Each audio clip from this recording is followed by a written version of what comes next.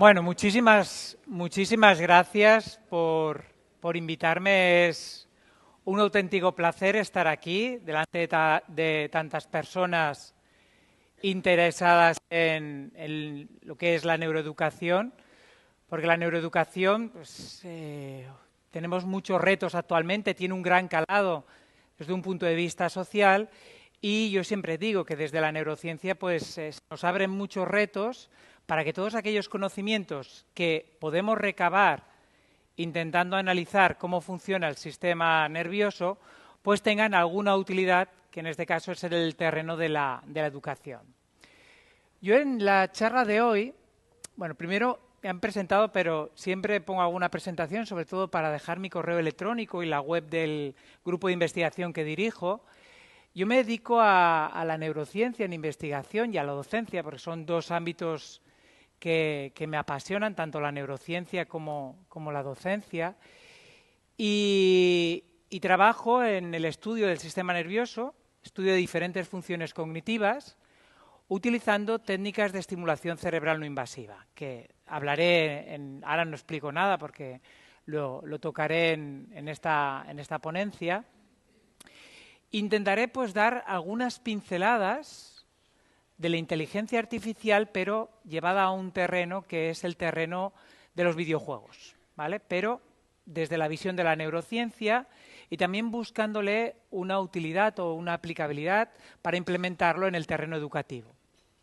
Surgirán seguramente muchas dudas, habrá algunas cosas que dejaré, que intentaré entrever algunas ideas, apuntaré otras y otras las dejaré muy abiertas para que después también pues tengamos oportunidad de discutir y de hablar de esa interacción que podemos encontrar de las visiones, que después Carlas hablará de lo que es la inteligencia artificial y cómo encontrar unas sinergias también desde la visión de la neurociencia. En este sentido, lo primero que me gustaría resaltar es cómo el cerebro construye la realidad. Claro, nosotros cuando pensamos en la realidad la sentimos muy cerca y muy clara. Vemos esto, tocamos con nuestras manos y pensamos que lo que tenemos delante es la realidad. ¿Pero realmente es la realidad lo que tenemos delante?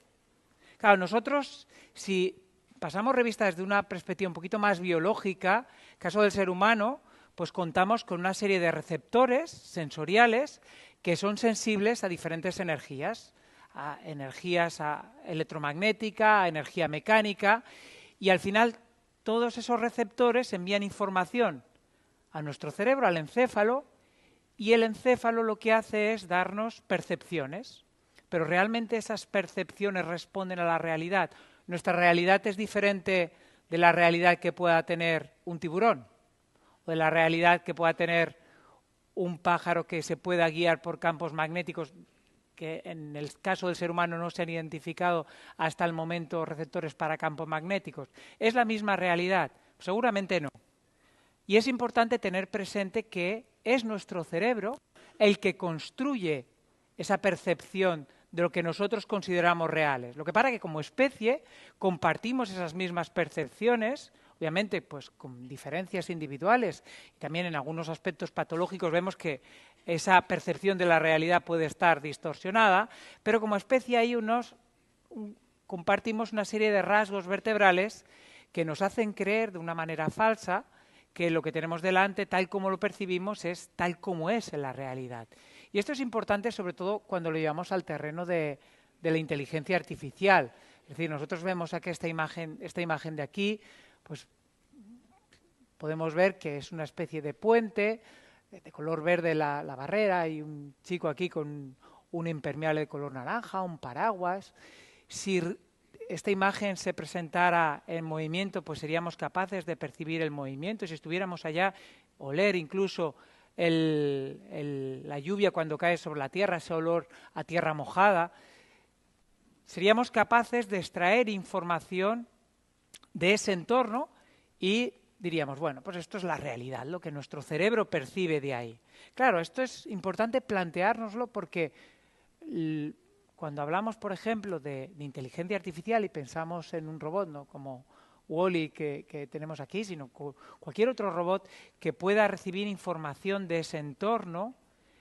Un robot puede tener una serie de receptores que sean sensibles también a determinadas energías, a fotones de luz, a movimiento, a también la emisión de calor corporal, si ponemos termorreceptores, etcétera, y construir a partir de aquí, pues, una percepción. No sé si yo lo llamaría percepción, no me atrevería a hablar de percepción, pero podría, pues, obtener esa información del entorno. Claro, ¿cuál es la diferencia? Pues que las máquinas están trabajando con patrones. Una máquina trabaja con patrones, nosotros trabajamos con el sistema nervioso. Y es, claro, diferente. Es diferente, aunque también se están buscando muchas formas paralelas de trabajar, y aquí no me meto en terrenos que no son mi especialidad y lo dejo para la charla que vendrá después, pero sí que es cierto que yo creo que nos tenemos que plantear, antes de nada, este tipo de cuestiones, sobre todo para tener un poquito una mentalidad un poquito abierta. Claro, nosotros cuando queremos llevar todo esto al ámbito educativo, en el ámbito educativo ya desde hace tiempo hay diferentes prácticas que intentan, pues, implementar, pues, innovaciones tecnológicas. También ahora, pues, estamos hablando de la inteligencia artificial generativa, pero desde hace tiempo, pues, había otro tipo de herramientas que ya se han empezado a implementar hace tiempo, desde lo que es la realidad aumentada, la realidad virtual. Y en educación, pues, todo esto nos ha aportado mucho conocimiento y también herramientas que son herramientas útiles que hoy en día podemos utilizar en entornos de aprendizaje.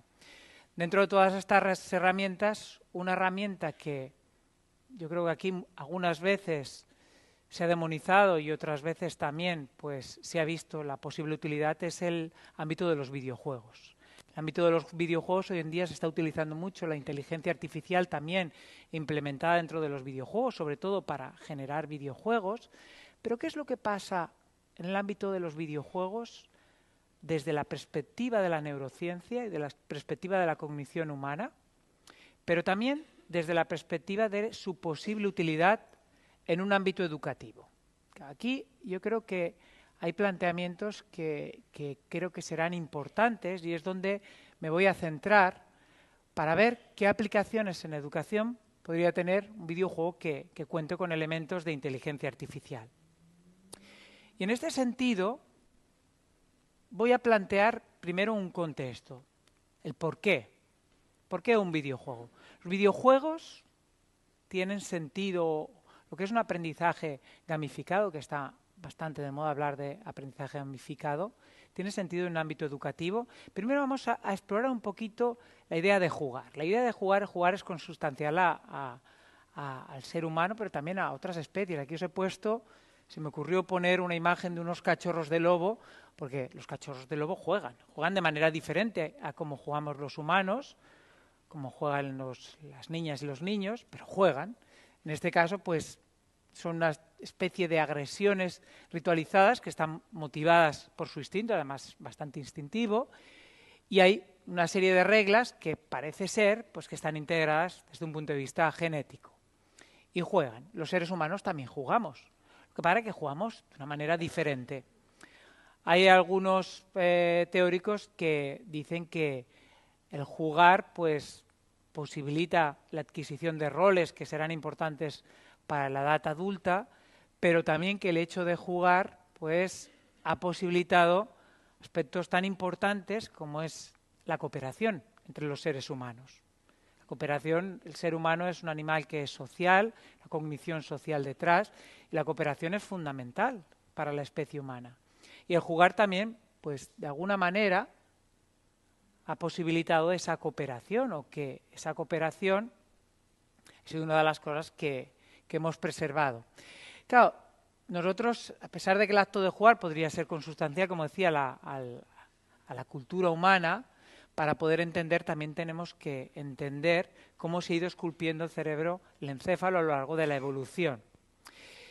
Y a partir de aquí, de este contexto, pues surge el tema de los videojuegos. Los videojuegos es independientemente de si utilicen inteligencia artificial o no para generar este tipo de videojuegos o implementen unos rasgos de inteligencia artificial, los videojuegos se están utilizando actualmente de una manera pues bastante marcada. Que os he puesto, esta es una fuente que es un poquito antigua, pero aquí lo que vemos es una evolución de las plataformas que se utilizan en el mercado desde el 2012 hasta el 2021 y cómo ha ido variando pues a lo largo de los años y donde los dispositivos móviles, por ejemplo, hoy en día pues tienen un papel fundamental. Pero no únicamente esto, sino también lo que mueve.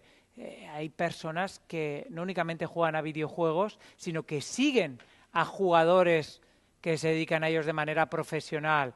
Incluso pues el visionado de vídeos de YouTube. A mí una de las cosas cuando empecé a recabar información que me sorprendió fue esto, la cantidad de seguidores que había y cómo se veían partidas de videojuego, que era un tema que a mí me pillaba de nuevo, pero en el laboratorio intentamos pues poner en marcha una línea, estudiar las bases neurales de los videojuegos y cómo esto podría tener una implicación en educación. O incluso, por ejemplo, cuando hablamos de los eSports, que eso también pues hay equipos que de manera profesional se dedican a eso, a jugar a videojuegos, hay competiciones, hay patrocinadores que invierten mucho dinero, con lo cual no es algo que sea ajeno a la sociedad de la que vivimos, ni mucho menos, sino que es algo que tiene un calado muy marcado. Yo no os hablaré de estas cuestiones sociales o de estas cuestiones más vinculadas de un punto de vista económico, sino que hablaré desde la neurociencia. Y voy a plantear 3 ejes vertebrales. El primero es, ¿creéis que jugar a videojuegos puede tener algún efecto sobre la función cognitiva? ¿Es bueno para la función cognitiva? Esta será la primera pregunta que plantearé. Primera pregunta. Segunda pregunta, si realmente los videojuegos nos ayudan a mejorar determinadas funciones cognitivas, ¿qué es lo que tiene que ocurrir en nuestro cerebro para que esto tenga lugar? Y en tercer lugar, lo llevaré al terreno de mi investigación, ¿vale? Por aquí barreré para casa un poquito.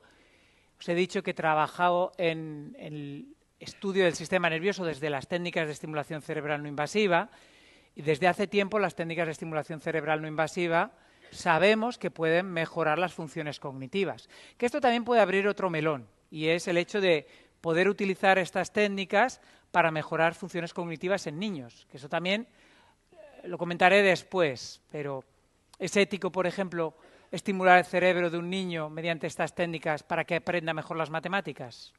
Bueno, no sé si será ético o no, se hace y se está haciendo en muchos países, pero es uno de los aspectos que comentaremos después, podemos en la mesa redonda hablar de ello. ¿Qué pasaría si intentáramos combinar este tipo de tecnología? Las técnicas de estimulación cerebral no invasiva y el uso de videojuegos para una mejora cognitiva. Vamos a intentar contestar la primera pregunta, es decir, la relación entre videojuegos y función cognitiva. ¿Los videojuegos pueden ser útiles para la mejora cognitiva? Cuando hablamos de videojuegos aquí es un cajón desastre. Y claro, cuando se hace investigación en videojuegos, pues primero hay que intentar poner orden a todo esto. Es decir, claro, videojuegos hay de todo tipo. Ahora pues se está trabajando mucho en videojuegos en los cuales tiene la inteligencia artificial implementada. Está haciendo mucha investigación sobre esto. Yo, sobre todo lo que os diré está basado en la evidencia, ¿vale? Y me voy a centrar exclusivamente en artículos, investigaciones que se han publicado. Cuando se trata del tema de los videojuegos, fundamentalmente hay 2 tipos de aproximaciones desde un punto de vista de investigación. No es una aproximación transversal, en la cual lo que se hace es normalmente pues coger jugadores habituales de videojuegos de acción, que son los que fundamentalmente me centraré, sobre todo aquellos que se han generado mediante inteligencia artificial o que incluyen aspectos de inteligencia artificial, y jugadores que no son habituales o personas que no juegan de manera habitual a videojuegos de acción. ¿Y qué se hace? Pues se coge esas 2 poblaciones y se empiezan a comparar diferencias en determinados ámbitos cognitivos. Está bien, pero claro, esta aproximación metodológica tiene muchos problemas. Todo lo que os explicaré aquí no será de estudios transversales. ¿Por qué? Porque metodológicamente para mí tienen muchos problemas. Yo me centraré sobre todo en aquellos estudios que decimos que son estudios de intervención, en la cual pues cogemos normalmente personas que no son jugadores habituales y se hace un examen muy amplio de la función cognitiva. Sería lo que podemos denominar ese pretest.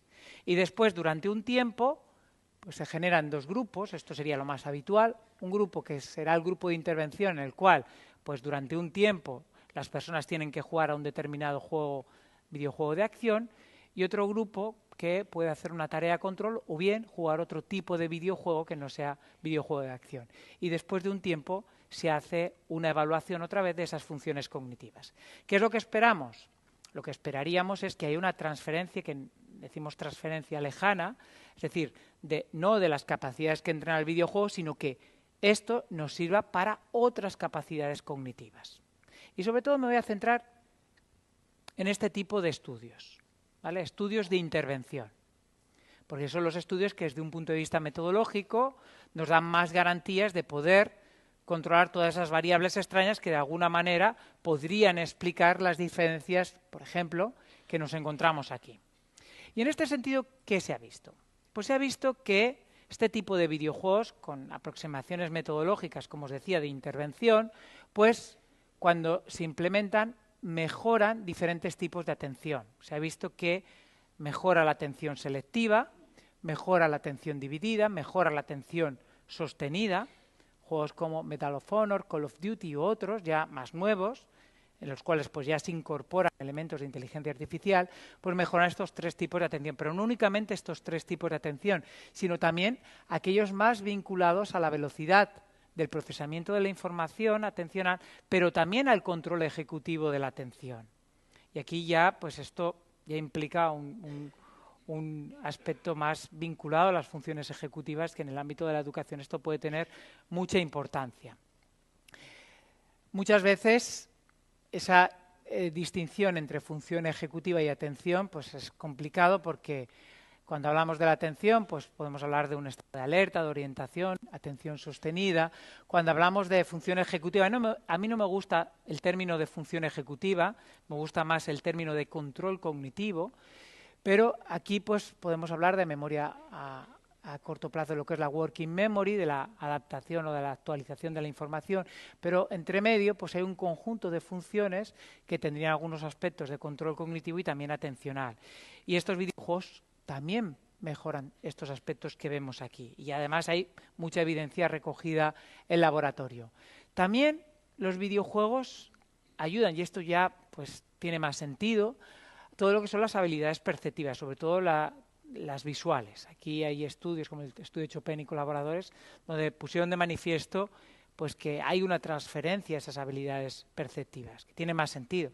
Aquí en un videojuego, sobre todo a nivel visomotor, pues hay una interacción directa con el videojuego. También, por ejemplo, en plataformas de 3 dimensiones, aquí os he puesto un ejemplo, uno de los estudios, he ido poniendo ejemplos, no he recogido todos los estudios ni mucho menos, he puesto algunos que para mí me han parecido más característicos. Pues por ejemplo en este videojuego se vio que mejoraba la optimización de los costes cognitivos que nos puede suponer una tarea de ejecución visomotora. Y aquí pues cuando se entrena a los participantes durante una semana, creo que era 10 días el estudio de Kim y colaboradores, pues se mejoraban esa capacidad de optimización de los recursos. También en el control cognitivo propiamente dicho, y esto a mí pues ya son aspectos que me interesan bastante, porque el control cognitivo es uno de los ámbitos cognitivos que estudiamos en el laboratorio, que se ha visto que videojuegos tanto de acción como también videojuegos construidos en laboratorio.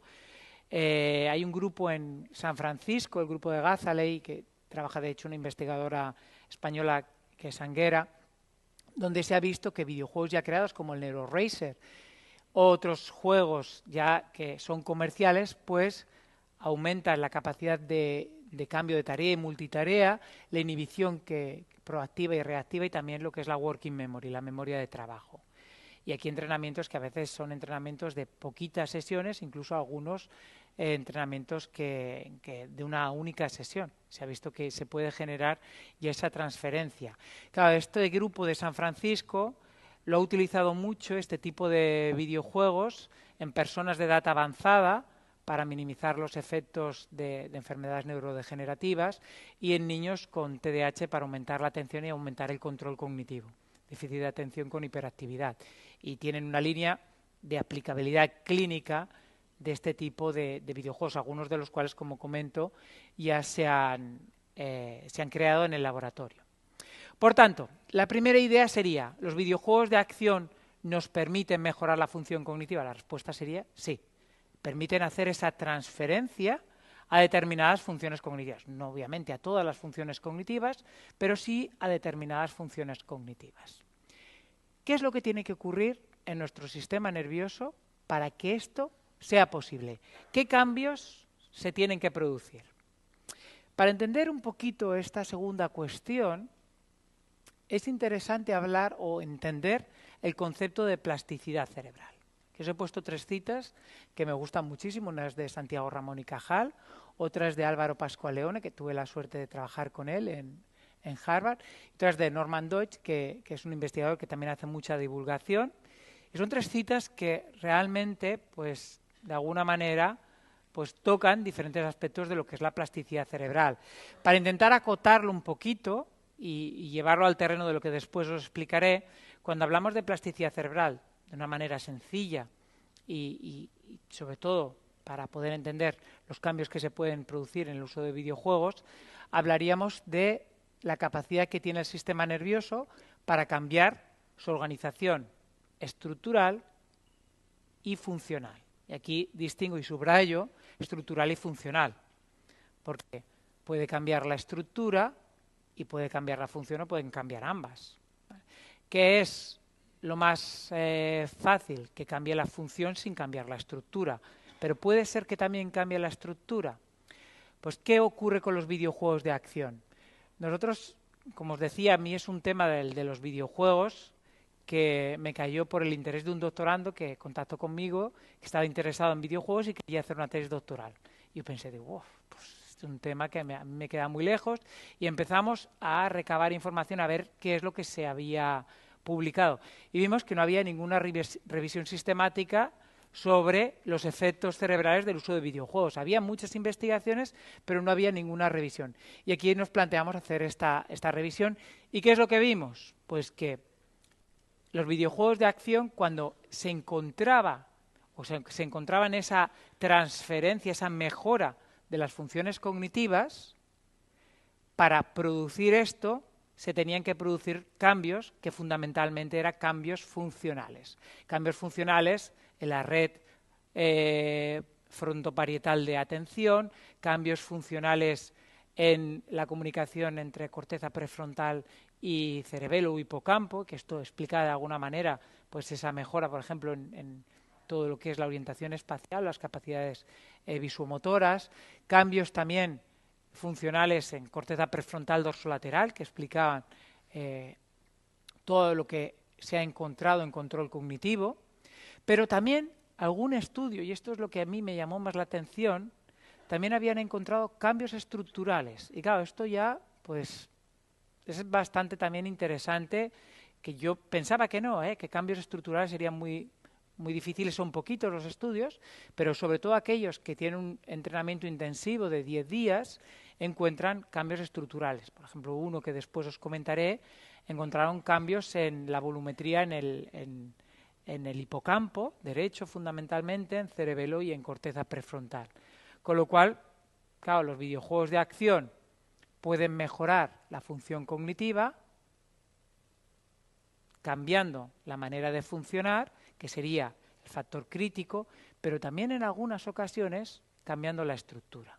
Y esto pues yo creo que es bastante interesante, sobre todo en el terreno más de intentar ver esos efectos subyacentes desde un punto de vista neural.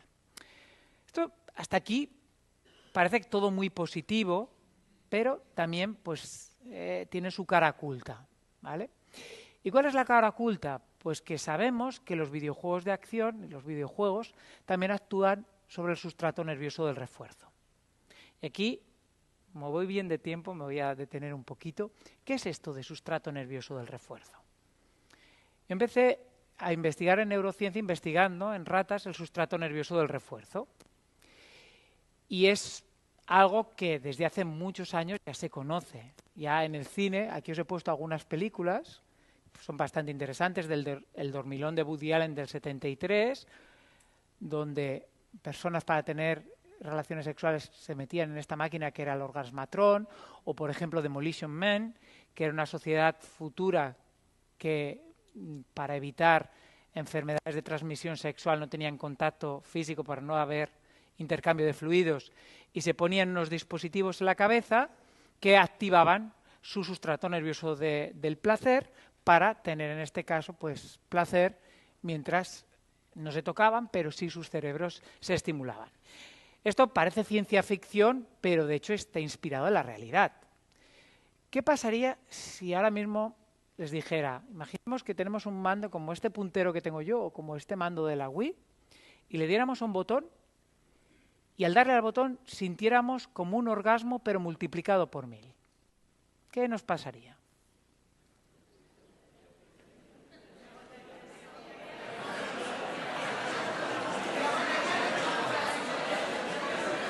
¿Nos podrían quitar el mando de las manos?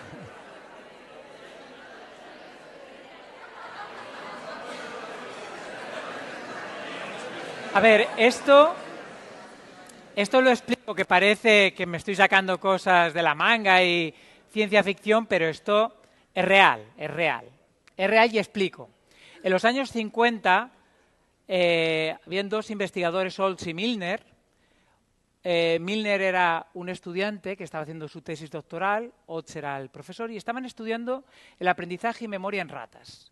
¿Y qué hacían estos investigadores? Pues metían dentro del cerebro electrodos. ¿Para qué? Para estimular determinadas regiones que ellos creían que estaban involucradas en el aprendizaje y la memoria. De tal manera que hacían a una rata aprender una tarea y luego estimulaban estas regiones para ver si esto provocaba que hubiera una mayor consolidación de ese aprendizaje. Y curiosamente hubo una rata, y voy a leer, porque siempre me gusta este texto para no inventármelo y así leo las palabras reales. Decía Milner en un artículo que escribió: administré una corriente eléctrica siempre que el animal entraba en una esquina del recinto. El animal no permaneció lejos de esta esquina, sino que regresó apresuradamente a ella después de una momentánea salida que siguió a la primera estimulación. Y volvió a ella incluso más velozmente después de una salida todavía más breve que siguió a la segunda estimulación. Cuando se administró la tercera estimulación eléctrica, parecía, sin lugar a dudas, que el animal volvía por más, que parecía que le estaba gustando. ¿Qué hicieron? Pues dijeron, bueno, a ver si le gusta al animal, vamos a poner una palanquita. Una jaula que se llama jaula de Skinner, que Skinner pues, fue uno de los, seguramente pues ya lo conocen, lo que es el aprendizaje operante, pues instalaron una palanca que estaba conectada al estimulador. De tal manera que obviamente la rata la palanca no sabe para qué sirve, pero en algún momento, por ensayo y error, dará a la palanca y en ese momento recibirá la estimulación de su cerebro. Si a la rata le gusta, ¿qué es lo que pasará? Que le dolerá, le seguirá dando de manera continua. Y vieron que efectivamente la rata se volvía loca dándole a la palanca. Y empezaron a investigar. Primero dijeron, ostras, ¿y si era una rata macho? ¿Y si le ponemos una rata hembra en celo? ¿Qué preferirá, la palanca o la rata hembra? ¿Qué prefería? La palanca. Si le damos cocaína que la prueba y la cocaína ya sabe lo que es y le damos a elegir entre cocaína y la palanca, ¿qué preferirá, la cocaína o la palanca? La palanca. Claro, ¿qué hacía la palanca? Pues el electrodo, en este caso, estaba implementado en un haz de fibras que se llama haz prosencefálico medial, que hoy en día sabemos que es un haz que comunica o que relaciona dos regiones que son muy importantes para el sustrato nervioso del refuerzo, que es el área tegmental ventral y el núcleo accumbens. Y lo que hacían era estimular directamente ese sustrato nervioso del refuerzo. Lo publicaron y esto, pues de alguna manera, dio mucha información sobre cómo el cerebro procesa la información del entorno y produce placer. Al final, pues para posibilitar pues todo un conjunto de conductas motivadas. En los años 70, Tulane y colaboradores intentaron hacer esto, lo mismo, en personas, pero para el tratamiento de la depresión. Operaron, de hecho, a 3 pacientes, creo recordar, no sé si eran 3 o 4. He intentado buscar los vídeos, yo he visto, que no sé cómo, pero una vez vi un vídeo de una de estas pacientes y estas pacientes tenían un electrodo puesto en el mismo lugar que Olds y Miller habían implantado en su rata, en el haz proencefálico medial. El objetivo era que cuando se sintiera mal le dieran al botón para sentir placer. Claro, hoy en día, cuando sabemos las bases neurobiológicas de la depresión, de lo que conocemos, pues sabemos que esto no tiene ni pies ni cabeza. Pero estamos hablando de los años 70, donde muchos de los aspectos que hoy conocemos no se conocían. Y una de las pacientes sale en el vídeo y dice que se siente igual de deprimida, pero que cada vez que le da al mando siente como si tuviera un orgasmo, pero multiplicado por 1000. Por eso lo decía antes, ese juego de qué pasaría si cada vez que le diéramos un mando sintiéramos algo parecido a un orgasmo, pero multiplicado por 1000. Es lo que decía la paciente. ¿Qué tuvieron que hacer? Pues quitarle los estimuladores a todas, porque de hecho se habían dado convulsiones de tanta estimulación. Claro, estamos activando el sustrato nervioso del placer de una manera directa. ¿Por qué explico todo esto? Explico todo esto para entender un poquito esa cara oculta de los videojuegos. ¿Por qué? Bueno, cara oculta y no. Los videojuegos en un entorno educativo nos pueden ser útiles. ¿Por qué? Porque activan el sustrato nervioso del refuerzo. Y esta es la utilidad. Y hay muchos estudios que demuestran que se activa todo el estriado ventral, que es donde está el núcleo accumbens. Por tanto, jugar a un videojuego activa el sustrato nervioso del refuerzo. Y hay evidencias con técnicas de neuroimagen. Y esto está bien porque, de hecho, tenemos la prueba neurobiológica de que los podemos utilizar para motivar, para llevar a cabo aprendizajes de una manera donde estamos seguros que habrá esa motivación, porque neurobiológicamente estamos activando. Pero claro, hay un problema añadido. Y hay un problema que es lo que ya en día está recogido en la CIE-11, que es el Internet Gaming Disorder. Claro, esto puede llevar a una adicción al uso de videojuegos. Y aquí es un terreno peliagudo.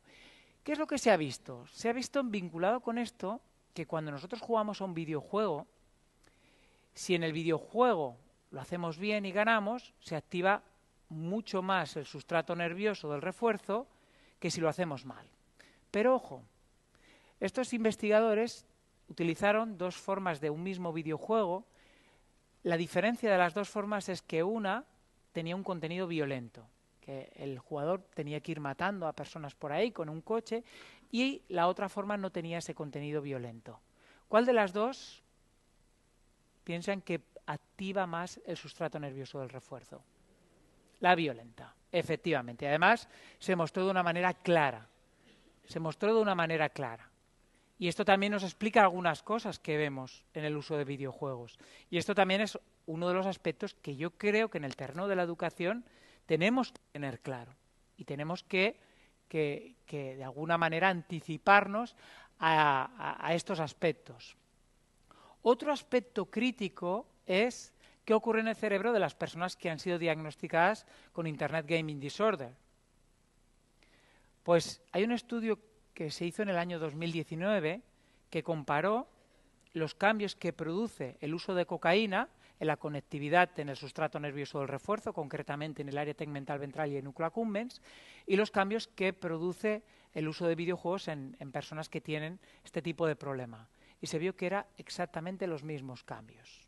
Por lo tanto, claro, aquí también es un aspecto que hay que tener en cuenta.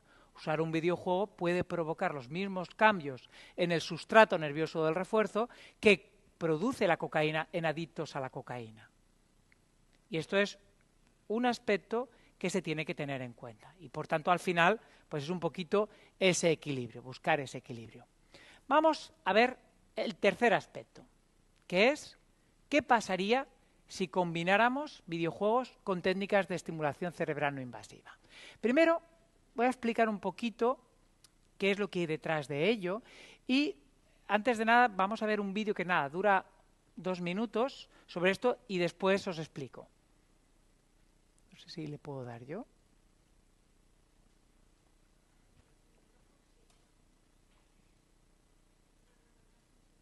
Ah, no funciona.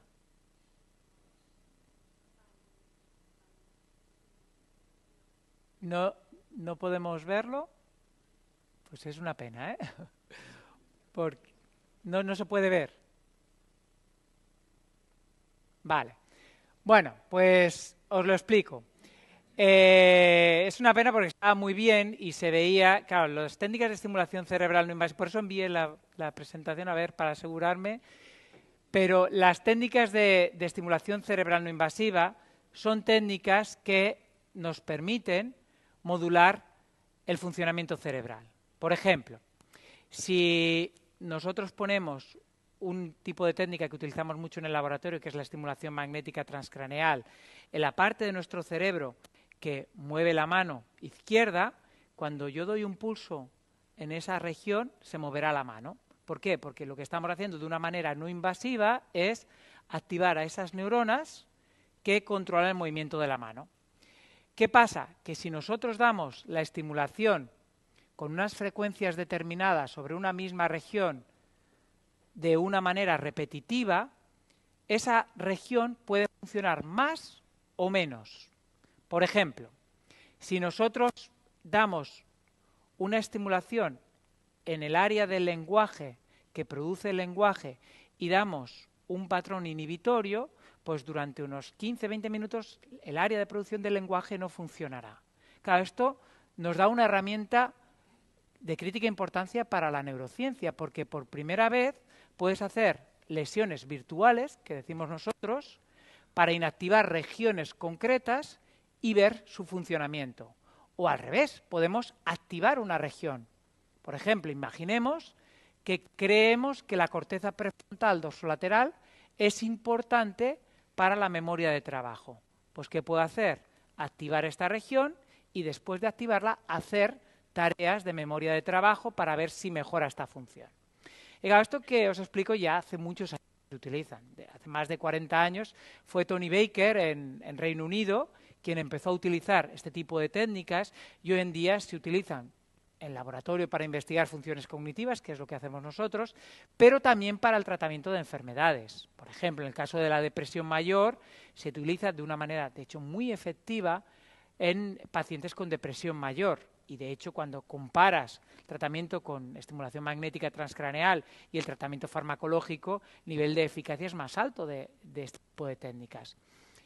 Llevándolo al terreno de la función cognitiva, podremos utilizar estas técnicas para mejorar la función cognitiva. Yo lo hago en el laboratorio con adultos, en estudios controlados, pero ¿se puede llevar esto a un terreno aplicado? Es decir, imaginemos un grupo de niños. Queremos que mejoren en el aprendizaje de las matemáticas. ¿Podemos utilizar esta técnica para activar regiones que sabemos que están implicadas en el aprendizaje de las matemáticas y hacer que las aprenda mejor? Efectivamente, lo podemos hacer y se ha hecho, de hecho. Ahora está el otro aspecto. ¿Esto es ético en un cerebro en desarrollo? Yo creo que no, en un cerebro en desarrollo no podemos hacer este tipo de cosas. ¿Se hace? Se hace. En personas, en niños con TDAH, pues bueno, si esto evita, por ejemplo, medicar a un niño con metilfenidato, pues puede ser una intervención. Aquí es un poquito el equilibrio, la balanza entre el beneficio que puedes encontrar y el tipo de modificación que tú estás haciendo. Pero en el ámbito de la investigación la estamos utilizando de manera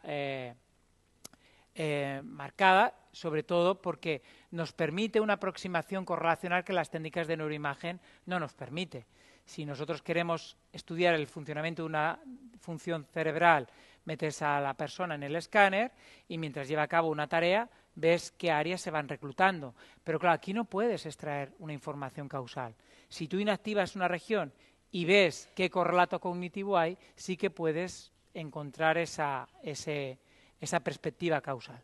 Y nosotros lo que hicimos fue intentar combinar las técnicas de estimulación cerebral no invasiva con el uso de videojuegos. ¿Por qué? Porque ya había mucha evidencia, por un lado, que los videojuegos facilitaban la función cognitiva y, por otro lado, también teníamos ya mucha evidencia que estimulando determinadas regiones cerebrales también se podía mejorar determinadas funciones cognitivas.